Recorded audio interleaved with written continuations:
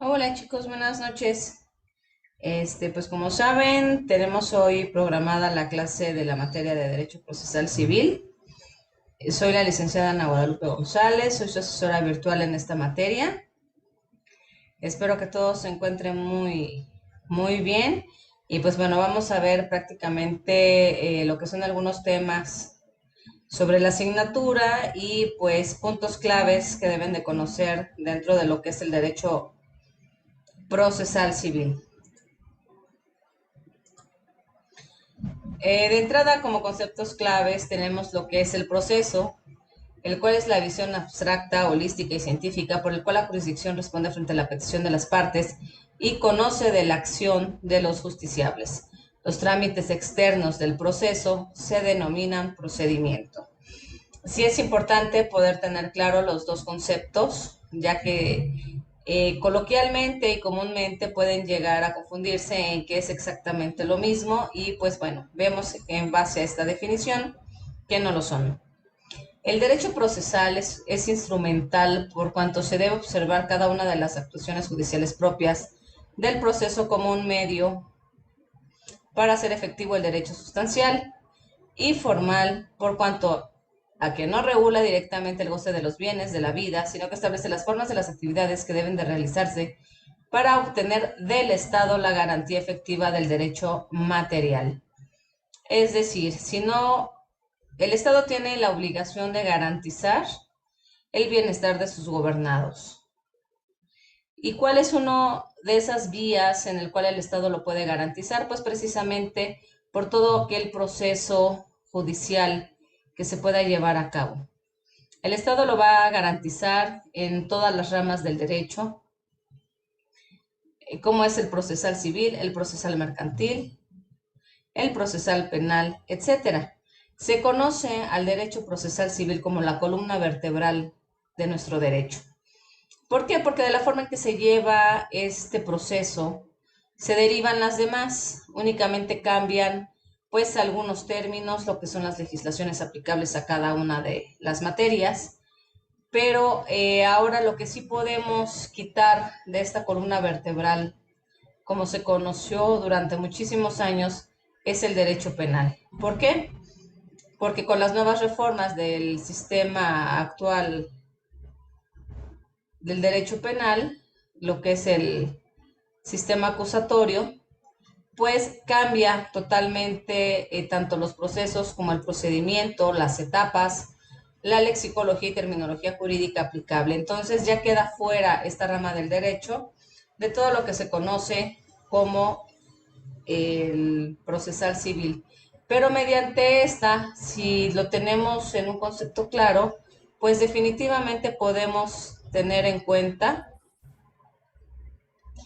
cómo va a ser posible llevarlo a cabo, tanto lo que es en materia civil, en materia mercantil, en materia fiscal, administrativa, entre otras. Entonces, ¿qué características son las que podemos señalar dentro del derecho procesal? Una es la organización de la función jurisdiccional, la actuación de los sujetos, es decir, actor y demandado, teoría de la acción, teoría del proceso, teoría de los actos procesales, teoría de la jurisdicción y la cosa juzgada, que esta última pues la vamos a tener en cuenta ya cuando tenemos lo que es el fallo, es decir, la emisión de una sentencia. El concepto de medios preparatorios del juicio o a juicio, como también se le conoce dentro del medio, que proporciona el Diccionario Jurídico Mexicano del año 1994 de la Suprema Corte de Justicia de la Nación, son los actos o requisitos jurídicos que puede o debe realizar una de las partes, generalmente el futuro actor o en materia penal el Ministerio Público, para iniciar con eficacia un proceso posterior. Es decir, todos aquellos medios con los cuales nos vamos a llegar para poder, en el caso del actor, establecer una demanda o en el caso del Ministerio Público, pues abrir lo que es ya su carpeta de investigación y poder comenzar a investigar dicho acto delictivo. La delimitación entre los llamados medios preparatorios y las medidas o providencias cautelares es bastante sutil, por lo que existe confusión sobre estos instrumentos, especialmente en materia procesal civil y mercantil. pues basta un examen superficial de los preceptos de nuestros ordenamientos procesales para llegar a la conclusión de que varios de los instrumentos clasificados como preparatorios no son en el fondo sino medidas cautelares anticipadas y por otra parte, de acuerdo con las mismas disposiciones, las citadas providencias cautelares pueden solicitarse tanto dentro del proceso como previamente a su interposición. ¿Qué significa esto? Que muchas veces antes de iniciar una demanda podemos solicitar ciertas medidas cautelares, pero por lo general, ya dentro de la praxis, pues dentro de la misma demanda, cuando se va a interponer, estos los podemos incluir dentro de lo que son los puntos petitorios. La demanda es una petición o reclamo de algo que se necesita o que se considera que se merece. Puede demandarse objetos materiales como alimentos, vivienda o ropa, que pueden demandarse objetos materiales como salud, justicia o trabajo. Es decir, todo aquello que a los cuales nosotros consideramos que tenemos derecho y sin embargo se nos están siendo negados por la persona o por la parte que tiene o tendría la obligación de proporcionárnoslo. Entonces lo podemos hacer valer por medio de una demanda. Cuando se reclama un derecho ante la justicia, se denomina demanda al escrito, donde se presenta el reclamante o parte actora por sí o por apoderado. Donde se relatan los hechos, se designa el derecho que se considera aplicable y por última se realiza la petición concreta para que el juez la resuelva. Debe ser firmada por el interesado y su abogado, salvo que el abogado actúe como apoderado, en cuyo caso basta con su firma. Quien demanda se denomina actor o demandante, contra quien se presenta la demanda se denomina demandado. ¿Por qué es importante estos términos?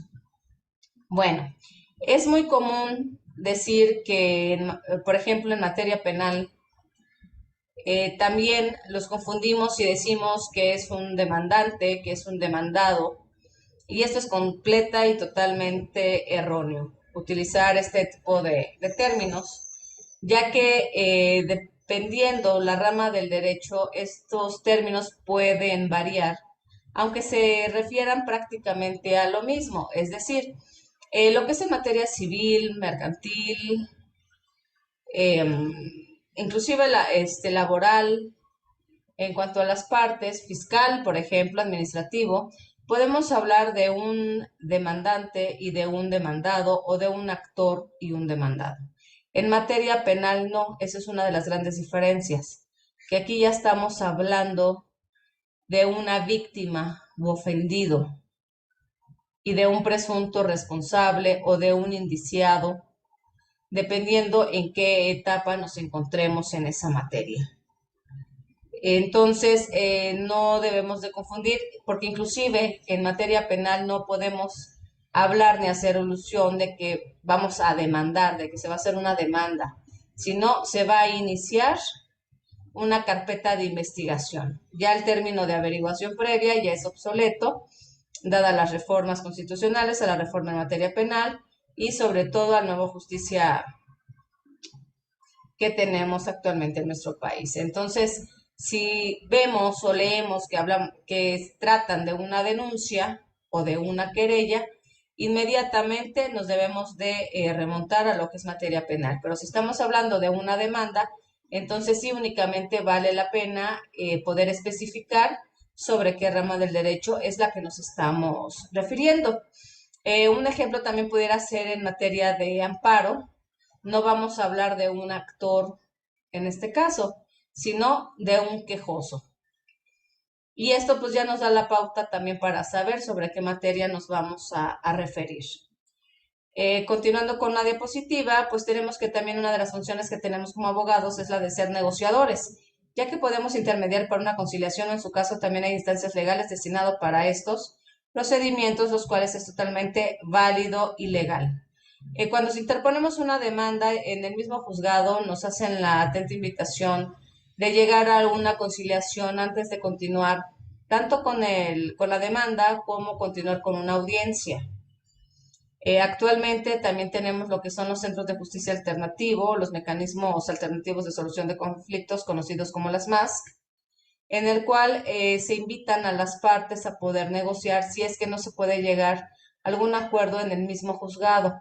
pero ¿qué es una parte importante para poderlo hacer? Pues bueno, que las partes estén dispuestos a llegar a ese acuerdo, con que una de las partes diga, no me interesa llegar a algún acuerdo y deseo continuar con todo el proceso, pues bueno, ya queda este punto como agotado y se continúan con las audiencias y con el desahogo de las pruebas.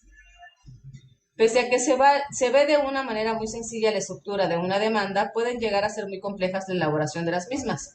Hay que tener cuidado en la redacción de los hechos, las pruebas que previamente se tienen que analizar para poder enlistarlas en el capítulo correspondiente y no olvidemos el capítulo de derecho, en el cual insertaremos los fundamentos legales que consideramos pertinentes para poder ganar el caso que estamos llevando.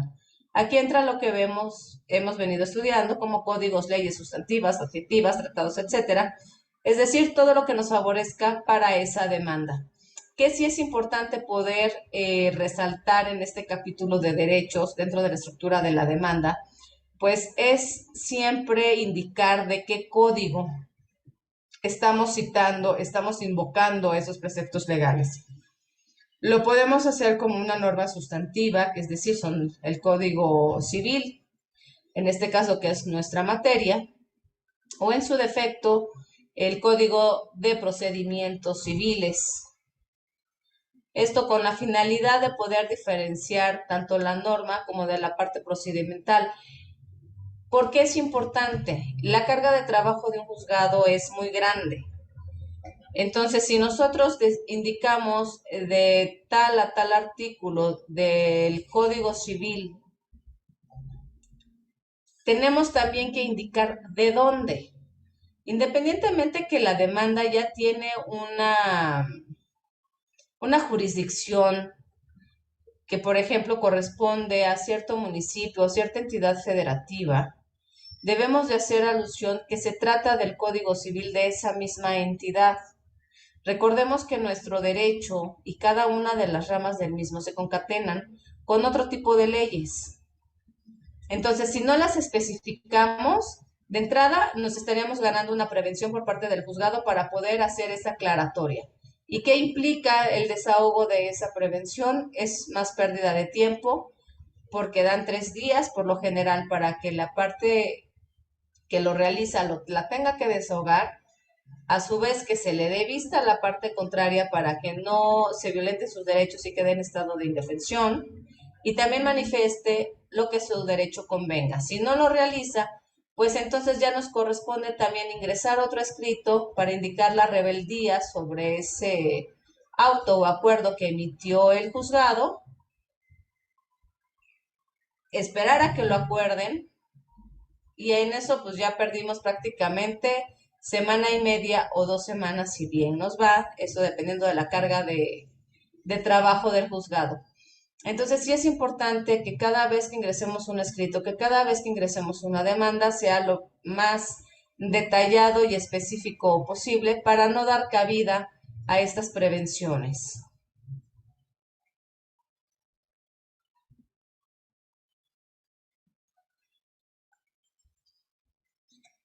¿Qué medios tenemos para nosotros ofrecer una demanda? ¿Cuál es la finalidad? Pues obviamente establecer una pretensión de la cual nosotros consideramos que tenemos derecho.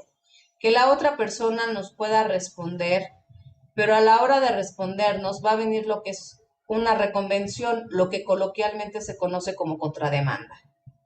¿Qué pasa en esa contrademanda? Que también nos van a alegar y nosotros la debemos de contestar si somos la parte actora. Y todo debe de ir perfectamente bien fundado y motivado. Veíamos que en el capítulo de pruebas, pues vamos a fundamentar tanto con la ley sustantiva como adjetiva.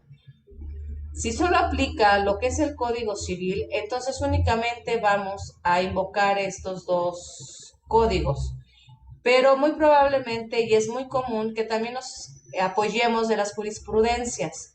Y esas sí hay que transcribirlas tal cual las encontramos en el diario oficial o en su defecto en las páginas de la Suprema Corte de Justicia, tanto como con cuántos votos fue aprobada, en qué época, en qué libro, es decir, todos los datos, con qué finalidad de poder orientar también al juzgador, es decir, al juez, para que nos vaya resolviendo las cosas como nosotros creemos convenientes, porque obviamente nosotros vamos a establecer que tenemos derecho de ganar esa demanda, pero la parte demandada al momento de hacer su defensa, pues también va a hacer valer sus derechos y va a decir que él es el que tiene la razón.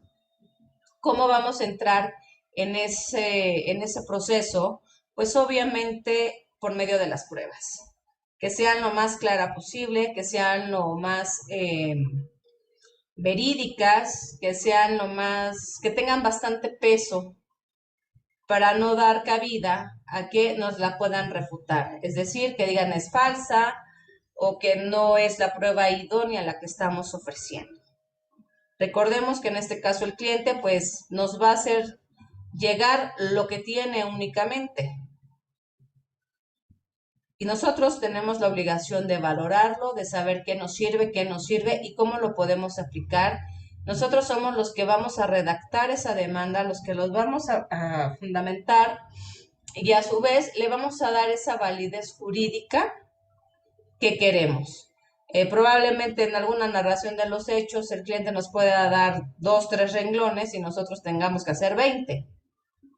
Entonces, aquí es donde entra la pericia del abogado y donde entra también todos los conocimientos de lexicología, terminología jurídica y todos los preceptos que podemos utilizar a nuestro favor. Cuando realizamos una demanda y, por ejemplo, la parte demandada se encuentra en otra entidad federativa y no hay modo de que sea más cercano, pues obviamente podríamos pensar que esto es un problema, cosa que, bueno, no lo es tanto, pero sí nos va a llevar más tiempo. ¿Y a qué figura nos podemos referir con esto? Pues por medio de los exhortos. Peter, no sé si alcanza a apreciar bien en su pantalla el escrito que está de un exhorto como ejemplo. Más o menos sí lo alcanzo a ver, nada más que sí, como que está un poco más pequeño para mí en la pantalla. Se ve muy, híjole, y lo tengo maximizado. Sí se, no, ya quedó peor. Ya se me achicó un poquito la pantalla, perdón. Déjame ver si lo puedo, ampliar, no sé ahí, si se puede apreciar mejor. Sí alcanzo a ver unas cuantas letras. Sí, sí lo alcanzo a ver, sí un poco mejor, Sí, ya un poco mejor. sí un poco mejor. Ok, bueno, pues en este ejemplo, pues bueno, es un exhorto que fue enviado a Querétaro solicitando que se le dé una notificación a la parte demandada. Entonces, ¿qué es lo que pasa aquí? Que vamos a solicitar este exhorto, el juzgado lo va a requisitar para que sea enviado a ese juzgado y ese juzgado, digamos aquí en Querétaro, lo va a tratar de localizar a la persona demandada como todo, o sea, abre un expedientillo, lo anexa, lo va a acordar, se va a hacer la cita con el notificador, lo van a ir a notificar, valga la redundancia, y cuando entre, ya lo tengan, pues bueno, también va a haber un acuerdo, el mismo juzgado va a emitir otro exhorto, el cual lo van a devolver al juzgado de origen. Y va a ser, digamos, el medio de comunicación, es decir, el juzgado va a servir como intermediario para poder llevar a cabo este proceso. No sé si queda ahí un poquito claro o confuso la finalidad de un exhorto. Más o menos un poco confuso, un poco Un confuso la poco verdad. confuso. Ok, vamos a hacer de cuenta. em, yo soy en la Ciudad de México y usted está en Quintana Roo, Ok, por ejemplo, ¿verdad? Yo le voy a demandar, no sé, el pago de un pagaré, por decirlo así. Pero como yo no puedo ir a Quintana Roo, ni usted puede venir a la Ciudad de México, como que está complicado demandarlo, ¿verdad? Y que usted me bastante. responda también. Entonces, Yo inicio la demanda aquí en la Ciudad de México, ingreso la demanda, el juzgado me va a emitir el acuerdo y todo así como que muy preciosísimo.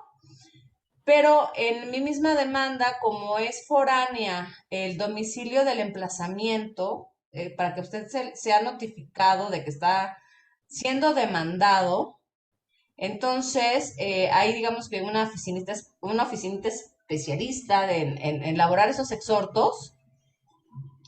Y yo le voy a solicitar a mi juzgado de aquí de la Ciudad de México que se notifique vía exhorto. Me entrega el juzgado el acuerdo, con ese acuerdo yo voy a esta oficinita del exhorto ahí mismo en el tribunal y me dicen, ¿sabes qué? Lo tengo en tantos días, se lo regreso al juzgado y el juzgado lo va a enviar vía correo a Quintana Roo. En Quintana Roo lo recibe la Oficialía de Partes Común, lo turna a un juzgado, van a abrir un expediente, van a ver que es un exhorto, lo van a acordar también y en ese acuerdo va a decir gírese atento oficio para el emplazamiento al notificador de la Secretaría tal en el que haya recaído. En algunos están por letras, en otros por números. Y ya que se haga todo ese proceso, el notificador de Quintana Roo va a ir a su domicilio a decirle, híjole, ¿qué crees, Peter? Que te acaban de demandar en la Ciudad de México porque debes tanto y tienen un pagaré. Y pues ya aquí estás notificado. Entonces, ¿qué tiene que hacer usted? Contestar esa demanda en el plazo que se le haya dado, que por lo general son 9 días, pero usted lo va a ingresar en ese mismo juzgado de donde fue notificado en Quintana Roo. Lo van a acordar, se va a solicitar que se gire otro exhorto para que a mí me notifiquen en el juzgado de la Ciudad de México que usted ya está emplazado a juicio en tiempo y forma. Y aquí se va a emitir otro acuerdo para decirme, bueno, ya lo recibimos de Quintana Roo, ya está emplazado y se va a seguir con todo el proceso habitual.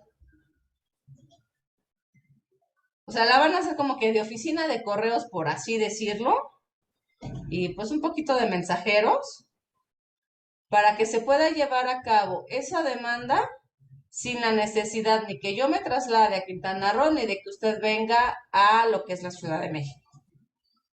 Ok, ya le comprendió así. No sé si quedó ahí un poquito más claro. Sí, no, ya quedó muy claro de cómo está funcionando el exhorto y de una Ajá. jurisdicción se pasa a la otra jurisdicción de otro estado, que ésta se ocupa de notificarle a la persona que en caso que deba un pagaré, este pagaré que le debe a esta persona, le van a notificar, tiene que ir al Ujú. mismo juzgado donde la habían notificado y de ahí se genera otro exhorto para la Ciudad de México que se notifica a la persona que está demandando. Es correcto, o sea, es un poquito más tardado, un poquito más engorroso tanto trámite porque sí se pierde tiempo, pero bueno, al fin y al cabo es una figura que nos está permitiendo de todos modos poder realizar esa demanda sin la necesidad de los traslados, como diciendo, sabes que tú estás en la Ciudad de México, el otro está en Quintana Roo y ya se perdió lo que te debe, ya no se puede hacer nada.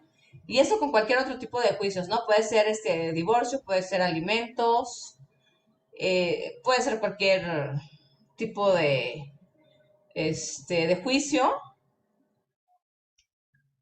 pero tenemos esta facilidad, ¿no? Por ejemplo, de igual manera cuando son cuestiones de sucesiones testamentarias, que están en un estado, están en otro, y bueno, se tienen que realizar estas notificaciones independientemente de los edictos que pudieran ser. ¿Sí me explicó? Sí, sí, ya le comprendí ya mucho mejor, la verdad. Eso es lo Ah, del exhorto. perfecto. Entonces, bueno, entrando al concepto, tenemos que admitir la demanda en cuestión del deber procesal de ordenar el emplazamiento del demandado y puede mandar practicar otras medidas que la parte actora haya solicitado y que sean procedentes en virtud del juicio respectivo. Por ejemplo, si se trata de un juicio especial hipotecario, el juez deberá ordenar que se anote la demanda en el registro público de la propiedad. O si se trata de un juicio en el que se reclama la pensión alimenticia, se puede solicitar que se dicte a favor del peticionario una pensión provisional. Esto, pues obviamente ya se puede modificar en el caso de las pensiones en los porcentajes ya que se tenga una sentencia. Y en el caso que vemos aquí de un juicio especial hipotecario, pues bueno, que quede el registro de esa demanda provisional al margen de las escrituras para evitar de que el propietario haga un mal uso, haga un traspaso o una venta sabiendo que ese bien inmueble se encuentra en un litigio. Que luego casi no se da aquí, ¿verdad? De que, me van a demandar, lo vendo antes. Entonces, esa es la finalidad de hacer la inscripción ante el registro público de la propiedad, ¿no? Proteger esa propiedad para que en dado caso se garantice el pago de la misma hipoteca. Entonces, el exhorto es la forma de colaboración procesal entre órganos judiciales, de forma que el órgano exhortante requiere al exhortado la realización de ciertas actuaciones inherentes al proceso que conoce y que han de efectuarse fuera de su circunscripción o del término municipal en el que tiene su sede. Es decir, pues ya de una entidad a otra, o puede ser en su mismo estado, pero de un municipio a otro. Vemos que hay estados que son bastante amplios y pueden ser municipios que estén de polo a polo. Entonces, en ese caso, pues también puede aplicar esta figura del exhorto, si no hay modo de que tanto las partes o como el abogado, pues que luego la fungimos hasta de mensajeros. Pero si no se puede, pues bueno, tenemos esta figura del exhorto para poderlo llevar a cabo. ¿Vamos bien ahí, Peter? Sí, vamos bien. Vale. Es de suma importancia que no se confunda el derecho probatorio con las pruebas judiciales. Para esto señalaremos las siguientes diferencias. Como derecho probatorio es una amplia disciplina de la cual forman parte las pruebas judiciales. En este encontramos las normas jurídicas que regulan a la misma prueba en cualquiera de sus manifestaciones, tanto dentro como fuera de un proceso. Las pruebas judiciales son todos los medios de los cuales tenemos que analizar y hacer llegar al juzgador para que conozca nuestro dicho y podamos sustentar las peticiones que se formulan. Cada tipo de prueba cuenta con sus especificaciones particulares para que sean tomadas en cuenta, de lo contrario no sirven de nada. Es decir, el derecho probatorio, pues bueno, nosotros vamos a ver en los códigos procesales qué pruebas son las legales, si son documentales públicas, documentales privadas, si se admiten fotografías, si se admiten grabaciones, pruebas de ADN, etcétera. Todo eso nos los va a indicar el mismo código procesal. Y en cuanto a las pruebas judiciales, ya es el tipo específico de prueba. O sea, es decir, ofrezco la prueba documental pública consistente en el acta de matrimonio de fecha tal, del juzgado tal, de tal entidad, con la cual pretendo demostrar que contraje nupcias con fulana de tal, ¿no? O sea, ya más específico. Otra prueba, por ejemplo, en los casos de pensión alimenticia me refiero, durante esta relación, en los hechos, pues bueno, procreamos 2 hijos de nombre Juan y María, de 5 y 7 años respectivamente, ambos de apellidos, no sé, Jiménez Sosa. Y ya en el capítulo de las pruebas, en el punto 2, por ejemplo, se ofrece las pruebas documentales públicas consistente en las actas de nacimiento de los hijos que procreamos, de nombres Juan y María, de apellidos tales, con tales edades, es decir, siempre se van a relacionar el capítulo de hechos con el capítulo de las pruebas documentales en el mismo orden, pero ya al momento de nosotros ofrecer estas pruebas, pues tenemos que poner la finalidad de las mismas, o sea, no solo ponerlas por poner. ¿Por qué? Porque nos la pueden desechar y es lo que menos queremos, que nos vayan a desechar alguna prueba. Lo mismo pasa si se solicita alguna prueba pericial, pues debemos de decir en base a qué perito, si es en caligrafía, si es en ADN, si es no sé, de cualquier profesión u oficio que se requiera dependiendo de la litis y cuál es la finalidad de que vamos a querer demostrar por medio de esa prueba pericial. ¿Vamos bien ahí, Peter? Sí, vamos bien. Vale. Entonces tenemos que los medios de prueba son los instrumentos con los cuales se pretende lograr el cercioramiento del juzgador sobre los hechos objeto de prueba.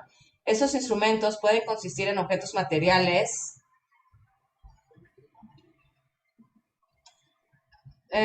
documentos, fotografías, etcétera, o en conductas humanas realizadas bajo ciertas condiciones, declaraciones de las partes, declaraciones de testigos, dictámenes periciales, inspecciones judiciales,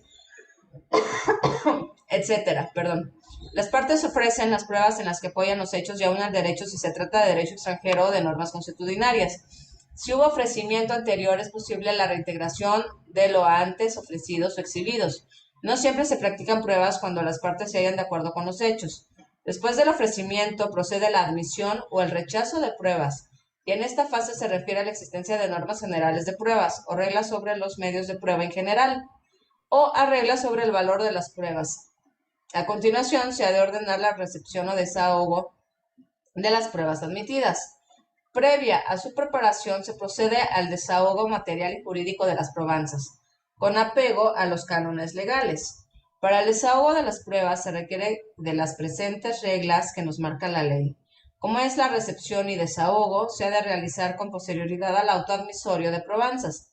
El juez ha de dirigir las diligencias tendientes a la rendición de pruebas, la recepción y desahogo de las pruebas ha de realizarse en forma oral. Es posible que lleven a cabo en varias diligencias o audiencias. En este caso, es muy importante el ofrecimiento de las pruebas mismas que nos van a acordar. Recordemos que cada escrito, cada promoción que nosotros ingresemos al juzgado, va a recaer un acuerdo. Esto es forzoso, en el cual vamos a ver si es admitido, si es rechazado, si tenemos inclusive alguna prevención o si requieren algún tipo de complemento. En el caso de la rama civil, cuando ingresamos la demanda inicial, forzosamente debemos ahí de establecer desde un inicio todas las pruebas que vamos a ofrecer. No lo podemos hacer después porque simplemente no nos van a ser admitidas. Si llegamos a tener una prueba que es así como que de superpeso para el asunto y no teníamos conocimiento de la existencia de esta prueba, se conoce como prueba superviniente. ¿Qué es lo que debemos de hacer si tenemos un tipo de prueba de este tipo? Pues bueno, muy sencillo. Hacemos una promoción en la cual vamos a indicar de que no teníamos conocimiento, el explicar el por qué hasta ese momento se estaría ofreciendo, cómo fue que tuvimos conocimiento y por qué creemos que es fundamental para el desarrollo de la litis. Y la presentamos. Ya el juzgado tendrá obviamente derecho a emitirnos el acuerdo en indicar si también es admitida o no admitida esa prueba superviniente, pero si la tenemos, pues obviamente la tenemos que ofrecer. Aquí es muy importante, todo lo podemos ofrecer. O sea, tenemos derecho a ofrecer lo que querramos, a poner lo que querramos, siempre y cuando vaya debidamente fundado y motivado. Que luego nos lo acuerden de manera favorable es otra cosa, porque recordemos que también estamos a criterio del juzgador. Hay unos que son accesibles, hay otros que no son tan accesibles, pero de todos modos dependemos de ello. Entonces, ¿cuál es la mejor manera para poderlo garantizar que esté debidamente fundado y motivado? Pues eso sí es súper, súper importante. Si no se pueden desahogar las pruebas en una sola audiencia, que por lo general no es así, porque por lo general vamos a ofrecer confesionales, testimoniales, este, las documentales, pueda que nos llevemos 3, 4 audiencias por lo general, dependiendo el número. Ahorita ya redujeron las testimoniales, ya no se admite que sean tantos testigos, porque muchas veces solo alargaban el proceso, eran más engorrosos y no se llegaba a nada. Entonces, aquí como abogados es importante que si vamos a ofrecer dos, que esos dos, o sea, realmente nos sirvan, que realmente sean de peso y que no sean testigos aleccionados, porque honestamente luego la riegan. No, pues usted por qué vino, no, pues porque me lo pidieron, ¿no? Entonces de ahí tache y nos la desechan. Y es como si no hubiéramos presentado nada. Entonces tenemos que tener muchísimo cuidado en eso y sí llevar lo que son testigos reales, explicarles de qué se trata todo, pero sin indicarles qué es lo que deben de decir. Algo que funciona muy bien es únicamente, ¿sabes qué? A ti te costaron los hechos, eso es lo que tienes que narrar y eso es lo que tienes que contestar en base a las mismas preguntas que lleguen a hacer, porque tanto lo va a hacer la parte contraria como nosotros mismos por medio del pliego petitorio que tanto podemos entregar desde un inicio o en cualquier etapa antes del desahogo por medio de un sobre cerrado y su debida promoción. Ahí vamos bien. Sí, estamos bien. Vale, Peter.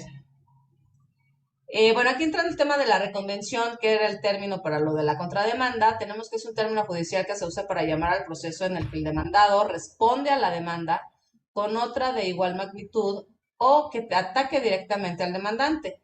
De esta manera, la respuesta del demandado a quien se le abre una investigación y posterior juicio sugiere la creación de un juego contrario de acciones a favor del que es acusado. Al reconvenir el demandado no solo está defendiendo una demanda en contra de la ya impuesta, perdón, sino que está asegurando que es inocente del que se le acusa. La reconvención es una demanda independiente a la que originalmente impuesta, pero forma parte del mismo proceso. La respuesta debe ser por escrito y el momento en que es recibida por el juzgado se considera el proceso de reconvención. El juzgado que inicialmente recibió la primera demanda debe de ser preparado para la resolución de la segunda demanda. Entonces, aquí pueden cambiar un poquito el nombre de las partes, es decir, el que es actor y demandado, al momento que el demandado contesta la demanda y hace una reconvención, el demandado pasa a ser un actor reconvenido o reconveniente y el actor principal pasa a ser un demandado. Y de igual forma, se va a emitir una sentencia, pero hoy es una sentencia interlocutoria, ya no es la sentencia principal, pero las dos tienen el mismo peso. Y aquí también se entra un poquito en el juego del desahogo de las pruebas porque se tienen que desvirtuar tanto en la principal como en la reconvención. No sé si ahí queda alguna duda, Peter. No, la verdad es que no sabía que se llamaba así la reconvención de una contrademanda. O sea, no sabía que se llamaba de esa manera. Yo siempre me he quedado con el nombre de la contrademanda. Sí, es el término más, más coloquial que tenemos, yo creo que en todo el país. Pero, pues bueno, sí, ya entre abogados y como abogados, pues debemos de mejorar un poquito lo que es la lexicología jurídica. Y bueno, el término correcto y inclusive el que va a encontrar dentro de los códigos, siempre va a ser el de reconvención, o en cualquier otro libro, inclusive de derecho. Pero pues bueno, sí la esencia y la idea la tiene bien. Sí, sí, ya, sí la capté bastante bien. Perfecto. Pues bueno, aquí entrando en lo que es la fase de instrucción, tenemos lo que es la postulatoria o expositiva, en donde ya entran las pretensiones, las excepciones, los hechos y el derecho. Es decir, todas estas son las que forman parte de la demanda. Dentro de la misma instrucción tenemos lo que es la parte probatoria, en donde ya es el ofrecimiento, la admisión, preparación y desahogo. Obviamente el ofrecimiento lo vamos a hacer dentro de la demanda. La admisión en base al acuerdo que nos emite el mismo juzgado. La preparación, pues esta ya la tenemos que tener un poquito previa para que en cuanto tengamos que llegar a la etapa del desahogo y el desahogo, pues bueno, se realiza por medio y ya directamente en una audiencia. La preconclusiva, pues ya aquí ya entramos a lo que es la fase de alegatos, tanto de apertura como de clausura, que es, digamos, la última oportunidad que tenemos como abogados de sostener nuestro dicho y sostener el dicho del cliente. Es decir, cuáles son los argumentos que vamos a tomar nosotros en cuenta para convencer al juez de que nuestro dicho es el que vale. Obviamente, tanto la parte actora como la parte demandada tiene derecho a formular estos alegatos. Y aquí cuenta mucho, pues, la pericia del abogado, cuenta mucho la forma de argumentar y de cómo expone, como en resumen, digamos, lo que se ha llevado a cabo y la, la pretensión que tiene en cuanto a que sea favorable la resolución de dicho juicio. Y pues en esta parte de instrucción pasamos a lo que es el juicio, aunque todo esto es dentro del juicio por las audiencias del desahogo de pruebas y demás, ya directamente nos señalan, inclusive los jurisconsultos, que el juicio es ya la etapa de conclusión, cuando ya delibere el juez qué es lo que va a hacer, donde ya hay un proyecto de sentencia y posterior pasamos a lo que es la sentencia. ¿Qué viene en una sentencia? Pues obviamente un resumen del juicio, qué se consideró, qué no se consideró, y pues la parte fundamental ya son los resultandos, es decir, qué es lo que resuelve el juez y por qué. Tenemos que la sentencia, pues en materia civil, eh, cuando es publicada, tenemos 5 días para interponer el recurso de apelación, si es que no estamos de acuerdo, tanto ya sea la parte actora como la demandada. Si no se interpone ese recurso de apelación y pasan esos 5 días, debemos de promover que ya pase a ser cosa juzgada, es decir, que quede la sentencia firme y ya sobre eso ya se lleve a cabo la ejecución de sentencia, es decir, que se cumpla con lo que el mismo juez ha ordenado en la sentencia.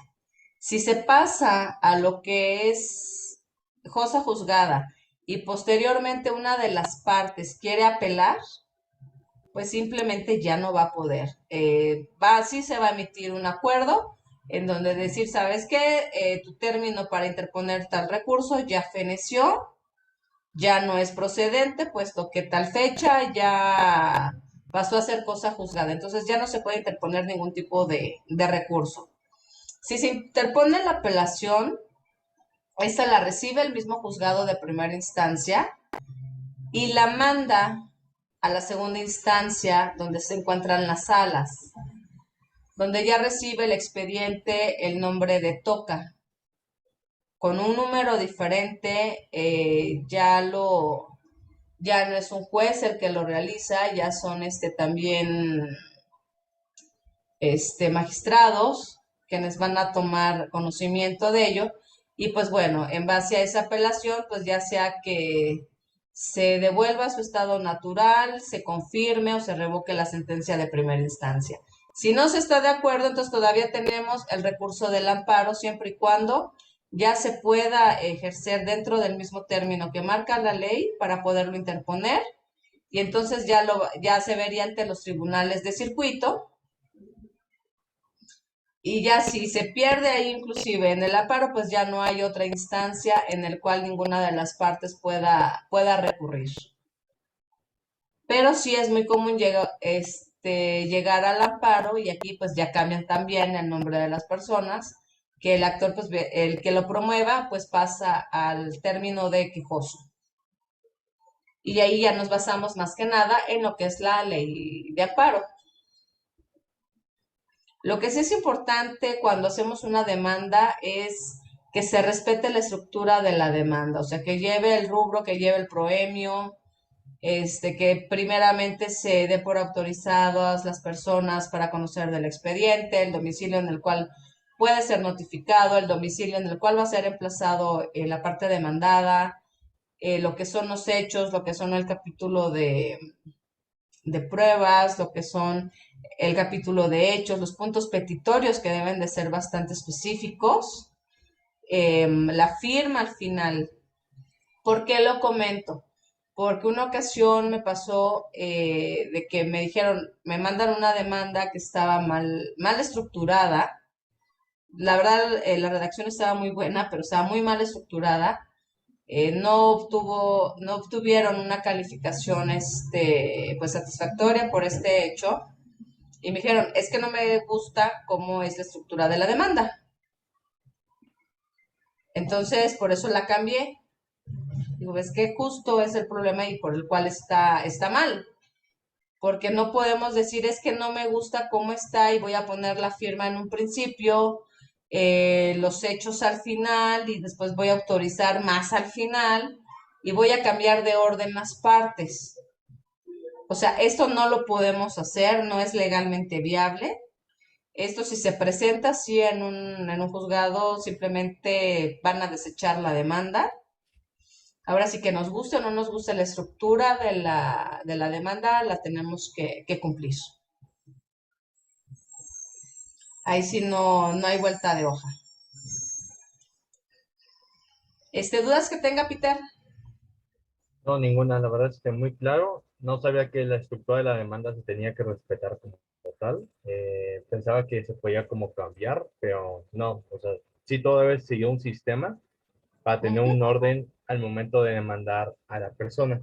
Y ahí cómo se va notificado, cuántas ujú. notificaciones, y ya de ahí cómo se va a ir hasta después del juicio, apelación, y al final, si no se puede, hasta el amparo. No se me queda tan extenso, la verdad. Pensaba que era más corto. Hay juicios que son cortos, o sea, también dependiendo de la naturaleza de la litis que estemos llevando a cabo. Ya no se pueden alargar tantos los juicios tampoco, porque como abogado nos están penalizando. Y de alguna manera, pues se trata de que estos juicios que si se llevaban 1 año o 2 años, pues ya se lleven en menos tiempo, ¿no? Los recursos definitivamente, pues no se pueden omitir, aunque se están tratando de que se lleven de una manera un poco más ágil. ¿Por qué sí es importante seguir esta estructura de la demanda? Porque no solo es por practicidad, sino que, por ejemplo, en los juzgados lo que hacen es, ya saben dónde están las cosas, ¿no? Como quien dice. Sí, Y muchas veces no tienen tiempo de estar leyendo ya demandas de 50 cuartillas, como se estilaba hace muchísimos años, que los abogados eran un poquito más rolleros, por así decirlo, este, invocaban preceptos en latín y todo ese rollo, o sea, sí se ven muy padres, pero ya la carga de trabajo no se nos permite. Está revisando todo eso, el que ya nos sepa latín, pues es como que ponte a traducirlo, ¿no? Porque si estuviera en el inglés. Entonces, muchas veces ya se van directo a ver de que, es una demanda de tal cosa, se sigue con las cuartillas, a ver, ¿qué está solicitando? Bueno, es un divorcio, ¿qué fundamentos jurídicos está utilizando? No, aquí ya se equivocó, estos ya no aplican porque este es de juicio oral y aquí lo está poniendo de un trámite convencional. Ya ni la terminan de revisar, se van a una prevención. Y el que sigue. Entonces, imagínense si empezamos como que por el final, como quien dice, si el proemio, porque no nos gustó del lado derecho, lo vamos a poner del lado izquierdo, desde ahí nos van a rechazar la demanda. Ellos ya saben que los puntos petitorios van al final. Y bueno, a ver, es una demanda de tal cosa y está pidiendo otra cosa, ya, se va a prevenir y que lo desahogue en 3 días. Y el expediente que sigue, ¿no? Entonces, por eso es que sí es importante siempre seguir la estructura de la demanda, ser lo más claro posible. Yo aquí recomiendo ser no tan rollero, ser conciso, pero ser bastante directo, o sea, decir qué es lo que queremos de una manera concreta y de verdad a mí me ha funcionado muy bien en los juzgados porque me he evitado muchísimas prevenciones. De decir, bueno, es un divorcio, se pide tal, aquí está el convenio y aquí ya está todo, ya se sabe qué es lo que se tiene que hacer. Si tenemos dudas qué es lo que podemos hacer, simplemente darle una buena leída al Código Procesal. ok. O sea, el mismo código nos va guiando de la mano y la verdad está súper, súper práctico y casi está así cada entidad federativa. El de Michoacán es un poquito enredado realmente, no está tan claro como el de otras entidades o como el federal, que cuesta a veces encontrar un poquito la idea de las cosas, pero de ahí en fuera los demás sí están bastante organizados. Yo espero que no esté en Michoacán, Peter. No, no, no. Ah, No, bueno. no, por suerte estoy en la Ciudad de México. Ah, perfectísimo. No, nuestro código es excelente. Si no, nuestro código es excelente, nos lleva de la mano, o sea, está muy, muy práctico. Pero sí, sí hay que seguir lo que es la estructura de la demanda. Ok. No sé, alguna duda que tenga, Peter. Sí, cuando lo de evitar la prevención, ¿cómo se evita? O sea, ¿cómo se puede evitar la prevención? Ok, podemos tratar de evitarla siendo lo más claros en nuestros escritos. Ok, Sí, no, no caer en la ambigüedad, sino no cantinflear, como quien dice, ¿no? Ser bastante concisos, ocupar únicamente los preceptos legales de manera concreta. Pero sí puede suceder de que hay veces que en los juzgados, así como que no sé si están de malas o nada les parece, y todo lo previenen. O no leen, o muchas veces no leen bien por la carga de trabajo, o sea, porque a mí me ha pasado que he ingresado demanda y me dicen, cheque bien el domicilio, ¿no? Y yo así como que, ay, ¿qué no leyeron? Entonces, como tengo la obligación de deshogarla, ya les contesto, se vuelve a mencionar el domicilio tal, que es el mismo que coincide en la foja tal del expediente, ¿no? Así como diciendo, a ver, si no lo leíste primero, vuélvelo a leer, pero se tiene que desahogar. Pero hasta en eso hay que tener cuidado porque, ay, luego se sienten los señores de los juzgados. O sea, sí, o sea, mira, aunque sea un abogado de 30 años de experiencia, no está exento de una prevención. ok, Aquí lo importante es que no nos vayan a prevenir cosas fuertes, sino que sea lo más leve posible. ¿Y cómo lo conseguimos? Pues bueno, siendo claros en nuestra redacción, argumentando bien, fundamentando y motivando muy bien y de manera clara y concisa. Ese es un tip que le puedo dar. perfecto. Entonces, ya lo tengo. Perfecto. De todos modos, la clase queda grabada, Peter, por si en Sí, dado caso sus compañeros, usted mismo desean volverla a ver. Yo mañana solicito apoyo para que se suba a la plataforma. Y cualquier duda que tengan sobre los productos o sobre algún tema, con mucho gusto me lo pueden hacer llegar por un mensaje en la plataforma o directamente a mi correo institucional. Ya si es necesario algún otro apoyo por este medio, que lo hagamos en videoconferencia, no hay ningún problema. Nos ponemos de acuerdo y lo podemos llevar a cabo. perfecto. Muchas gracias, maestra. No de qué, Peter. Y la verdad es que sí entendí bastante bien. La verdad es que sí, sí comprendí mucho mejor el tema, la verdad, de esta clase. Muchas gracias, Ah, qué maestra, en bueno, verdad. me da mucho gusto. Digo, espero no haberlo enredado más. No, no, no, para nada. Sí, procuro ocupar muchos ejemplos porque muchas veces las definiciones son un tanto enredadas. Hay lectura que es muy pesada. Sí, sobre todo que luego nos sobresaturamos de información y eso evita que la absorbamos un poco Sí, mejor. sí, es correcto. Pues bueno, muchas gracias, maestra, en verdad. No, de que al contrario, un gusto y muchísimas gracias pues, por haber asistido en tiempo real a la clase. Un gusto, maestra, también. Hasta luego. Gracias, igualmente, hasta luego, linda noche.